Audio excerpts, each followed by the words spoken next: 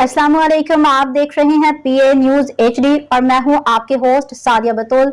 शामिल करते हैं आज की अहम खबरें। महकमे मौसमियात पाकिस्तान के सरबराह महर साहिबजाद खान ने कहा है कि 29, 30 और 31 मई को बारिश और आंधी का इम्कान है। निजी टीवी चैनल के प्रोग्राम में बात करते हुए उन्होंने कहा कि हमारी फिजा मुस्तहकम नहीं हो रही, जो ओले और आंधी का सबब बन रहा है।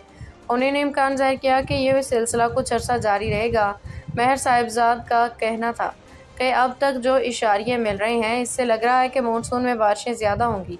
हमने पीडीएम्स और एनडीएमए को इस हवाले से अलर्ट जारी कर दिया है। दूसरी तरफ महकमा मौसमियात ने आज पाकिस्तान के बेशतर इलाकों में मौसम गर्म और खुश्क रहने की पेशगोई कर दी है।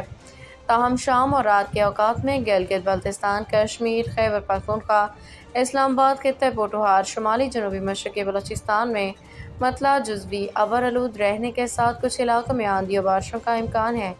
महकमे मौसमियात के मुताबिक गुज़श्ता 24 घंटों में लाहौर में दर्जा हरारत 42 डिग्री सेंटीग्रेड, कराची में 38 डिग्री, इस्लामाबाद में 40, पेशावर में 41, कोयटा में 36, गिलगित में 30 डिग्री सेंटीग्रेड रिकॉर्ड किया गया है।